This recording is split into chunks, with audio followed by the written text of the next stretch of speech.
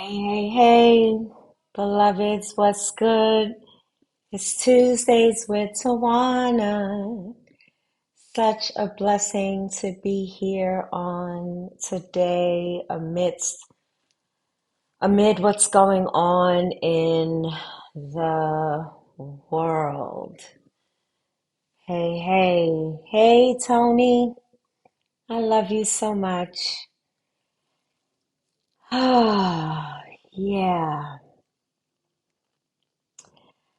So, it's Tuesdays with Tawana. I am Dr. Tad, your host and your curator for this time. Hold on, let me get my recording together um, before we begin so I can turn this into a podcast. Yeah, it's one of those days, y'all. One of those days. All right, here we go. Let's say this again. It's Dr. Tad with Tuesdays with Tawana. I am your host and your curator for Tuesdays with Tawana, a place where we come together virtually to build community, one episode, one podcast, one womanist episode at a time. Why do I say womanist? Because as a womanist, I choose to identify as one who is not only a Black woman, but a Black woman who is all about community. And not only am I all about community, but I'm all about liberation and liberation for me and for all, because I cannot experience liberation while others are still practicing, embodying, uh, speaking, showing up in a white supremacist way with white power. So they need to be liberated as well from the societal ills that they create that continue to kill us, mind, body, and spirit. So, as I was shouting out, my little sister, I love you, I love you, I love you. I just wanted to get that on record. Yay, Mother Carolyn is in the building. And yes, I thank you for loving the bag that's behind me. It is not intentional. I literally ran on. I just got my internet this morning. I wasn't even sure if I would be able to come on today. So here I am. What's up, Alan? For show, 10 toes down. Hey, Jason. Good to see you, my beloved. So glad you could join today. I'm representing the Knicks. As always, I'm a ride or die. That's what I do.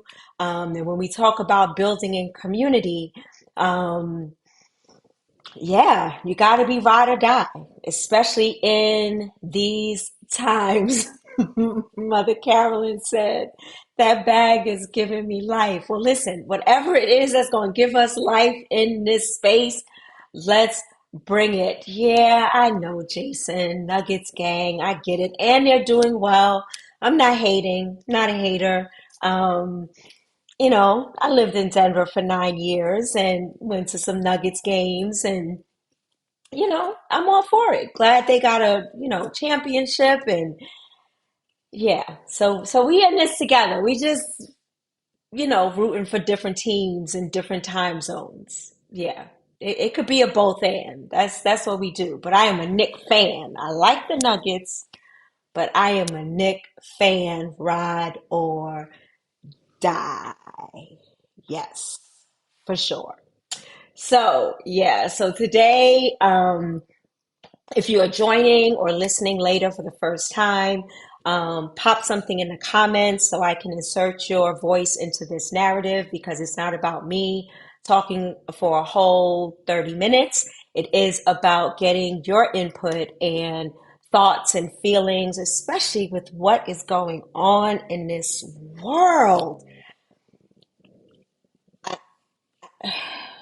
I, I don't even know how to how to grapple with this. So please feel free to share in the comments.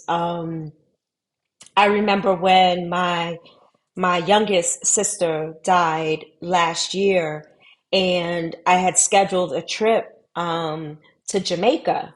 And at first, I was going to cancel the trip. I was like, you know what? I'm not going. And literally, all of my peoples, family, friends, they were like, Tawana, you need to go. You need to go get some healing, get some rest. There is nothing that you can do in this time period. The services were already solidified, and we were still waiting for, the autopsy and the toxicology report and blah, blah, blah. So I went, and it was such a healing, joyous experience, and being able to remember my sister while sitting by the water or sitting by a fresh mango tree. And our chef came, and she brought me breakfast out on the patio. And she's just a motherly spirit, and she just hugged me, and I cried, and she said, it's okay, just let it out. And that's how I feel now with the genocide that is happening, not only in Palestine. Now, Tigray has been going through this for, I think, 3 years now. What's happening in Sudan, what's happening in the Congo. If you don't know about these things, I encourage you to Google some reputable articles, whether it's the BBC, whether it's news outlets that are rooted in those areas. Um,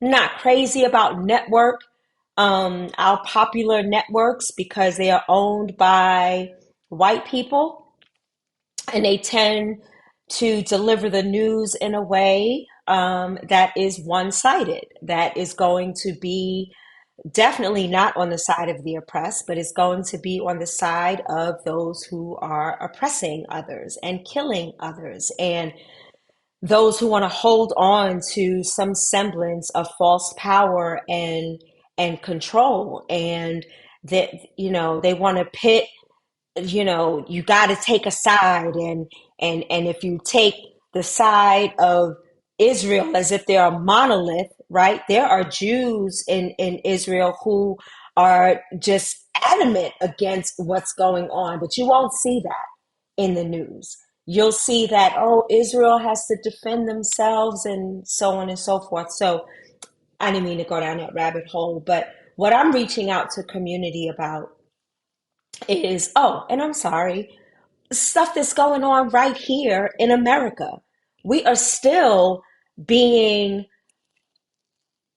killed by law enforcement. Mass shootings are still happening. We still have racism, medical racism, sexism, patriarchy, misogyny, misogynoir,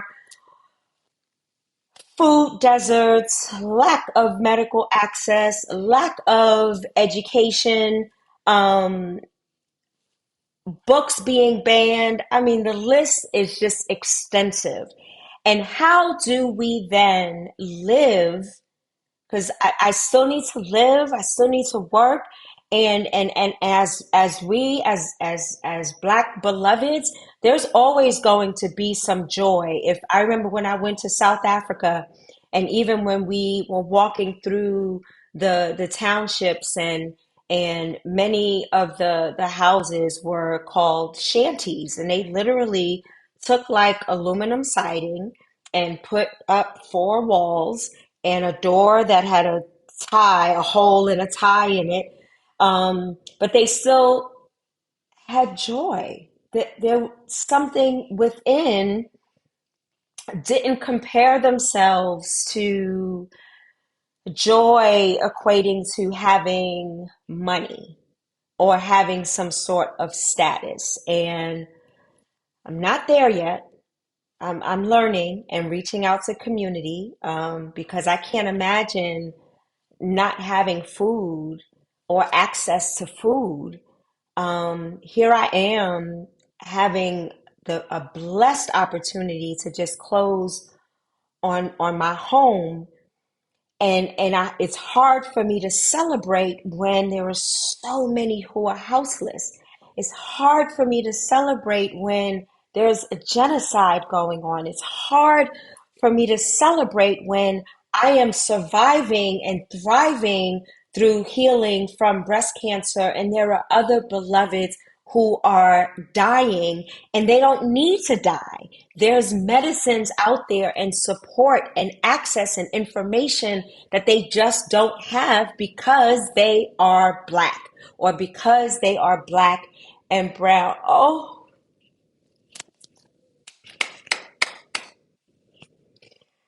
Maurice Wright.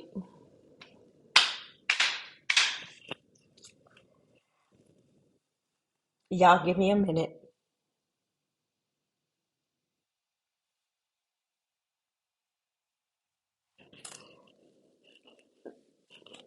My beloved Maurice Wright is on. That's all I can say right now without boo-hoo crying because I love this man from the depths of my heart. From the time I met him with Mother Carolyn back in, I don't know, Mother Carolyn, was it Louisiana or one of them, Mississippi? I don't know. But just an angel, just an angel. Thank you for joining, beloved. Thank you. And oh, how appropriate, Mother Carolyn, this joy that I have, the world didn't give it to me and the world can't take it away. We as community will always have this joy. So it's an opportunity for us to tap into this joy. The challenge with that is the communal aspect of joy and how we can speak truth to power through this joy, through this divine prowess, through this intellect, through this beauty, through this communal voice. How do we then? I mean, we have millions and millions of people across the world who are protesting. What's happening to our Palestinian siblings, just like they did with the murder of George Floyd. The world cried out. The world cried out and said, this is wrong. This is injustice. This is inhumane. This is horrific. This is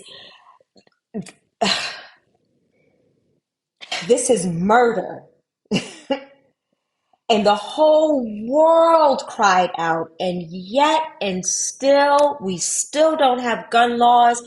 We are still being killed by law enforcement. We are still being killed by people who feel that they could just walk up to us because of the color of our skin with a gun and shoot us just because. So how do we take this joy? And this is why I talk about the importance of healing in community. I would not be here today if it were not for community. And why is that? Because the God in you and the God in me then strengthens this healing energy so that I might live and live life to the fullest. Now, does that mean that everyone's life looks like mine? I just had treatment on yesterday. Some of my beloveds have treatment and they're down and out for a couple of days. Not down and out in spirit, but physically they need to rest. They need to let their bodies receive the healing juices and they need to recuperate. Others may not be able to go back to work or do, but defining what it is with that energetic healing that then brings us together in order for us to live and not die at the hand of systemic ills. We're all going to die.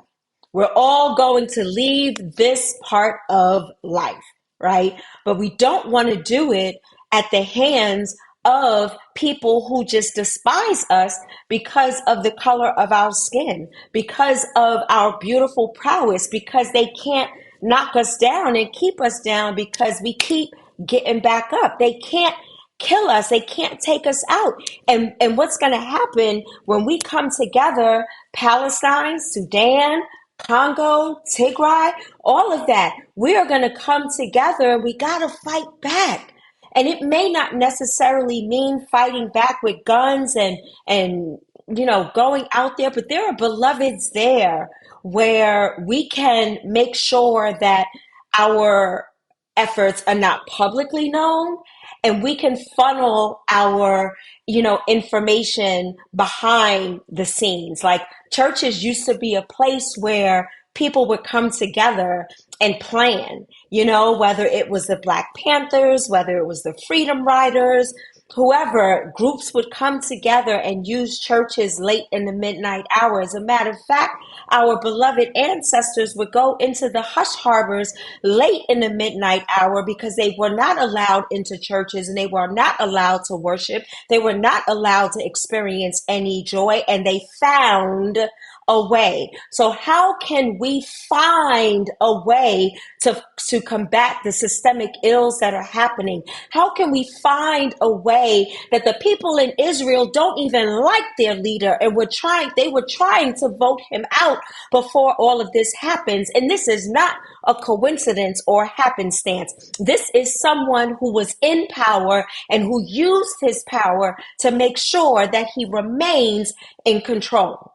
And he can do so by calling on his allies and then telling beloveds, here, hide here, and then bombing that place, because that is genocide.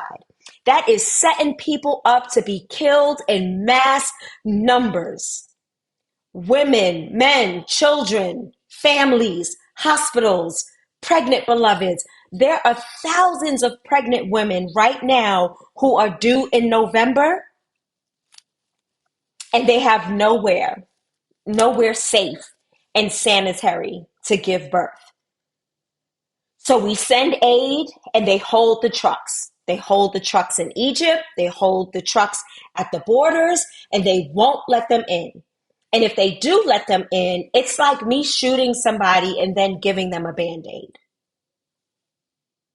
So they're letting them in little by little. I was talking with beloveds this morning, and because of what I do in community, and I partner with a lot of nonprofit organizations that serve communities and serve others, there are people on the ground out there, and we have no idea if they're still alive. And the likelihood, with what we have seen from people who are on the ground, most likely they're not. Doing humanitarian work and dying for the cause.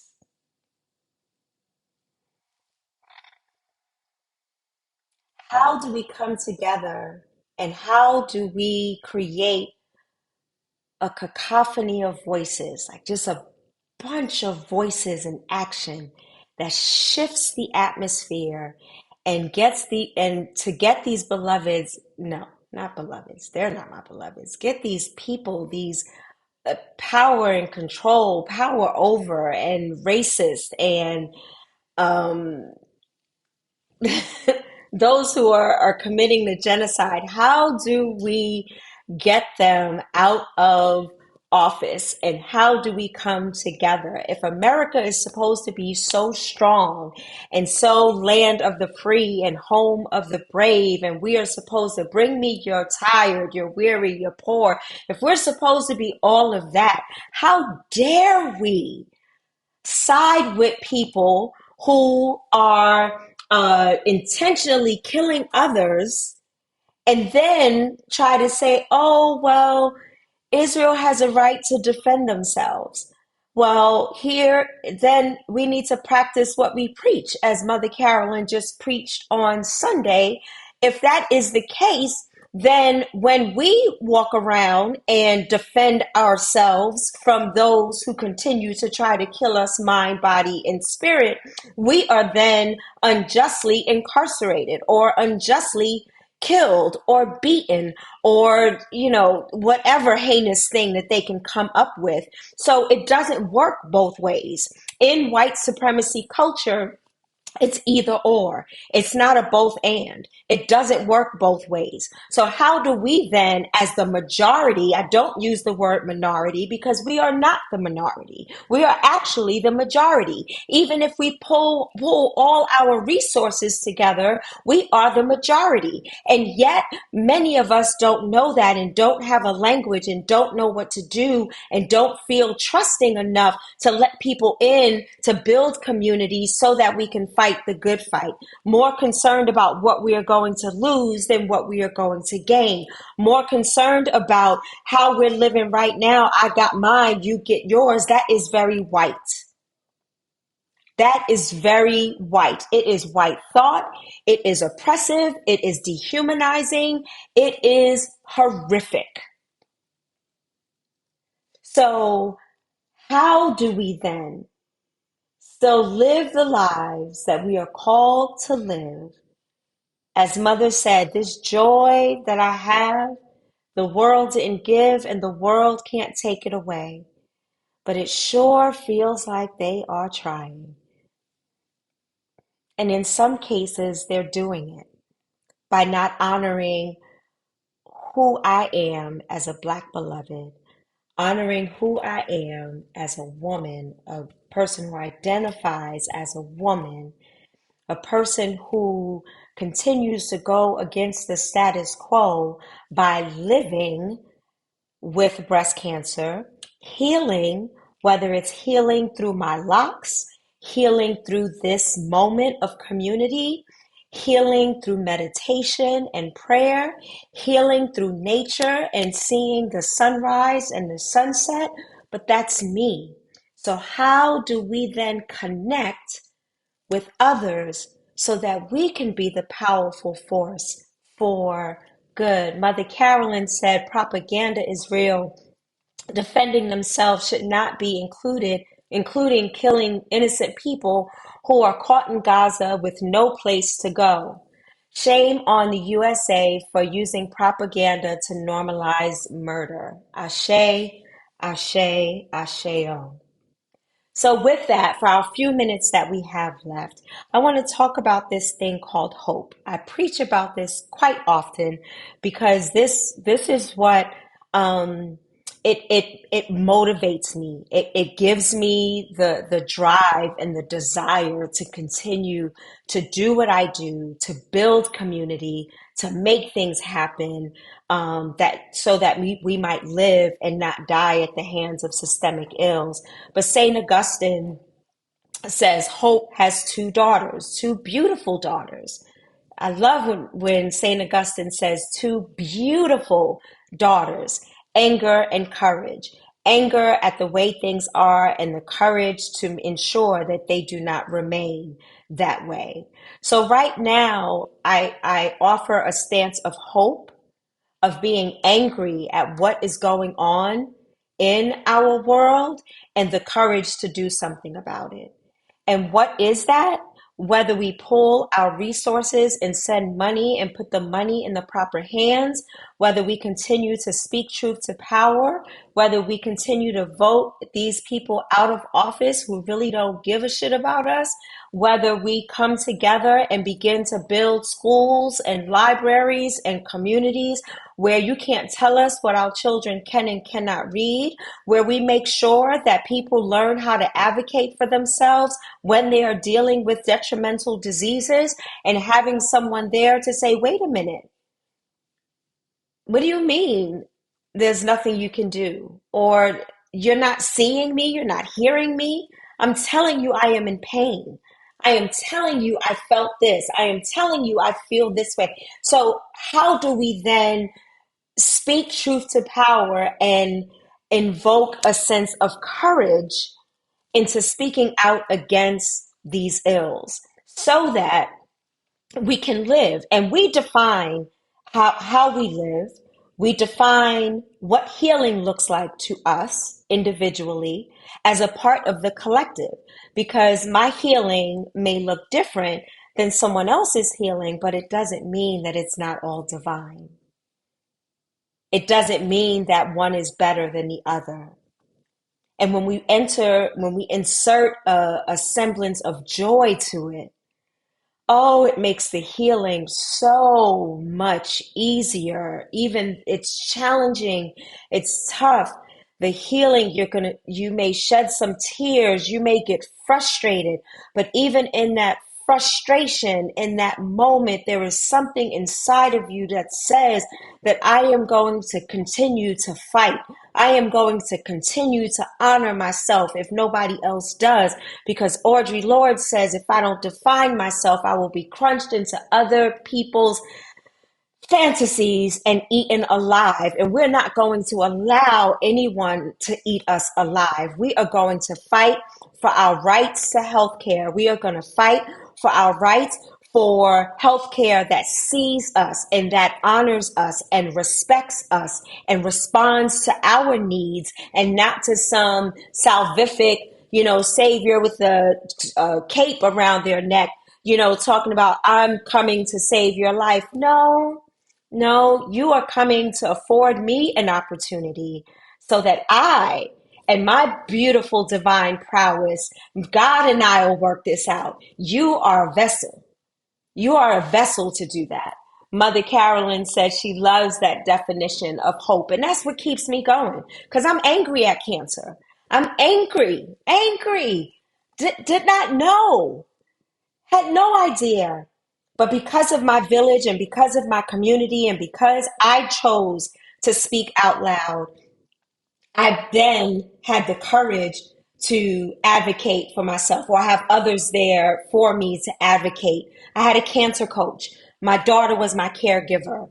My church and my community were very supportive and sending me information. And when I lost my hair, sending me knitted caps, like to keep my head warm, and the list goes on and on. So we must heal in community. Does that mean that sometimes, no, some things don't need to be put out on Front Street? And at the same time, there are times when you gather up your community, no matter how big or small, because prayer and healing and strength and hope and peace and joy and grace and mercy, all of that wells up in areas of community. So in the month, let me just give you a quick example before we go. This is the month of November, and this is what I am celebrating this month. I was diagnosed in 2016, either yesterday or today. Me and Mother Carolyn were trying to figure it out. It was either November 6th or November 7th. I was diagnosed with HER2 metastatic breast cancer. On November 6th of 2021, I successfully defended my PhD. On November 16th, 1935, my beloved late mother, Rose Lee Davis, was born. So I celebrate that.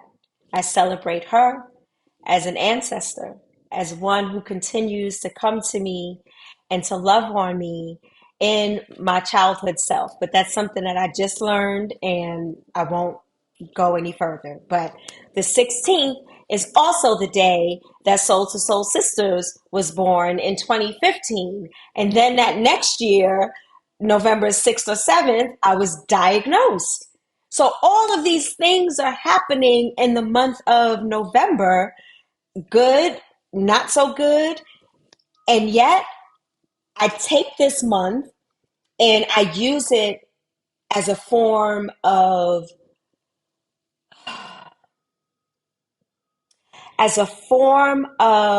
reconciliation, as a form of Sankofa, looking back to look forward, taking that which gives me life and moving forward. So taking all of those things in the past and bringing it forward to give me life. In 2016, the day before Thanksgiving was my first treatment. Several weeks later, I just started pulling out my hair. And yet, I take those things and whatever resilience, whatever emotions, whatever divine prowess, whatever healing, whatever prayers were happening, I bring that with me into today. So I offer for you today. Look, Mother Carolyn said, thank you. Teach us today how to hold on to hope in difficult seasons. This is a difficult season, beloveds. This is a difficult season for me for November. This was a difficult season in the month of October. It's a difficult season watching beloveds be killed in Palestine. What has been happening in Tigray, what is happening in Sudan, what is happening across this globe, what is happening right here with mass shootings. This is a difficult time, and we must remain hopeful, because hope will then sustain us and move us forward and do something with that anger, so that our courage can then shine forth and we can fight against the powers that be that continue to kill us or try to kill us, mind, body, and spirit. But we are resilient. We are resistors. We are divine. We are brilliant. We are community. And the Congo, absolutely. That's right. Name these places and find out what we can do as community to come together, to keep our hope together in unity, so that we can be angry at the way things are and the courage to ensure that this shit never happens again.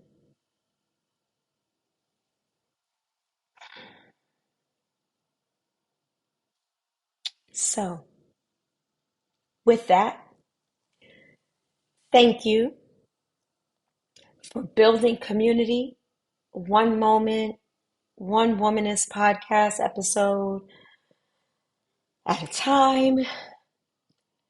Thank you for comments, questions, naming. It's important to we have power in our voice. Let me tell you another thing. When I moved to the East Coast in 2020, in July of 2020, when COVID was out of control, we wanted to move closer to family. I was in an apartment. I wasn't working. I was on disability. I couldn't work. And as time went on, I kept saying, I don't want to be in this apartment after 3 years. I don't want to be in this apartment after 3 years. Things started, depleting, and I did not want to be there. And I want to work. I want to serve. I want to do what I love. And lo and behold, 3 years later, I was tapped on the shoulder to come back to Soul Sisters as the executive director. I not only was called back to Soul Sisters, that then gave me an opportunity, because my credit was already on point. Thank you, Black Jesus. I was then set up to be able to buy a home, not only for me, but for future generations to come, and to just own some land in this crazy market. But I spoke that 3 years ago, and here we are. It takes patience, it takes perseverance, it takes hope, it takes thinking positively, it takes speaking life, speaking power, having the language. That's why language is so important, language justice. Um, and so I spoke that into existence, and here we are. So I say that not for self-aggrandizement or, but to encourage you to understand the power that you have, the power, the collective power that we have together. We can do this, whatever it is, so that we might live and live life more abundantly. We can do this. Speak somebody's name, call out a situation. Ask God, ask universe, ask beloveds, the God in others, the God in me. What am I being called to do? How can I stop the madness? How can I stop what is going on? Because we need to prepare not only for ourselves, but for those who are coming behind us. You are powerful. You are beautiful. I see you. I honor you in any space that you're in.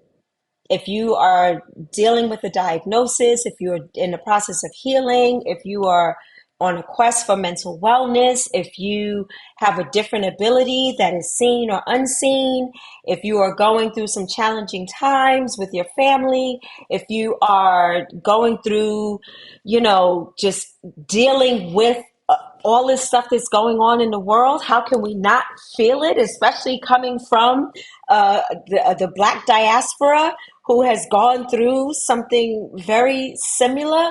Um, Hey, Dr. Montgomery. Oh, God bless you too, beloved. So, I see you, beloveds. Let's do this.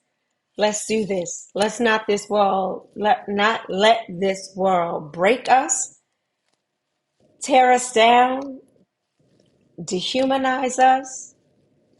That's just not who we are. Not who we are created to be. Shout out to my Knicks. I don't care what you say. Any haters on the line, don't reveal yourself. Shout out to my Knicks. I love y'all to the moon and beyond. And thank you for joining. Thank you for engaging. Just thank you for being you. I am because you are, and I love you. And I am so grateful. So grateful. So grateful.